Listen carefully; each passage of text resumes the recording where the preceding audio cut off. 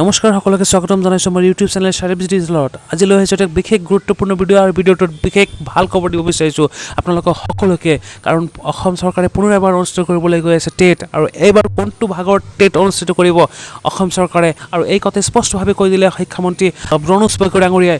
চ' আপোনালোকক সেই শিক্ষামন্ত্ৰী ডাঙৰীয়াৰ মন্তব্য শুনাবলৈ চেষ্টা কৰিছোঁ। আপোনালোকে মন্তব্যটো শুনক, আৰু ভিডিঅ'টো যদি ভাল লাগে তেনেহ'লে লাইক এটা কৰি দিব, আৰু নতুনকৈ আহিলে ছাবস্ক্ৰাইব কৰি বেল আইকনটো প্ৰেছ কৰি ৰাখিব। বলক তেনেহ'লে আমি শিক্ষামন্ত্ৰীৰ সেই মন্তব্যটো শুনি লওঁ আগতে। সেইটো তেওঁলোকৰ কাৰণে স্পেচিয়েলি টেট এটা এপিয়াৰ কৰাৰ পাছত টেট কোৱালিফিকেশ্যন ফৰ অল চেম। বিশেষ টেট হোৱাৰ পাছত আকৌ বিশেষ নিযুক্তি এটা নহয়, মানে বিশেষ টেটৰ হোৱাৰ পাছত বিশেষ ৰেহাই এটা নহয়। গতিকে তেওঁলোকৰ কাৰণ টেট এটা পাতিবলৈ কৈছিলে, পাতিলোঁ, আৰু এবাৰ পাতিব লাগে বুলি কৈছে, আৰু এবাৰ পাতিম। কিন্তু ৰিক্ৰুটমেণ্টত they will have to compete with other qualified candidates at par. TET শিক্ষক বুলি কোনো বিশেষ শিক্ষকৰ কোনো সমস্যা আমি চোৱা নাই।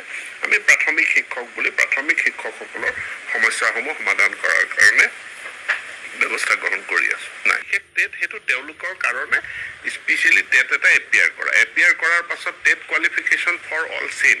বিশেষ টেট হোৱাৰ পাছত আকৌ বিশেষ নিযুক্তি এটা নহয়, মানে বিশেষ টেটৰ হোৱাৰ পাছত বিশেষ ৰেহাই এটা নহয়। গতিকে তেওঁলোকৰ কাৰণ টেট এটা পাতিবলৈ কৈছিলে, পাতিলোঁ, আৰু এবাৰ পাতিব লাগে বুলি কৈছে, আৰু এবাৰ পাতিম। কিন্তু ৰিক্ৰুটমেণ্টত they will have to compete with other qualified candidates at par. TET শিক্ষক বুলি কোনো বিশেষ শিক্ষকৰ কোনো সমস্যা আমি চোৱা নাই। আমি প্ৰাথমিক শিক্ষক বুলি প্ৰাথমিক শিক্ষকসকলৰ সমস্যাসমূহ সমাধান কৰাৰ কাৰণে ব্যৱস্থা গ্ৰহণ কৰি আছো। নাই।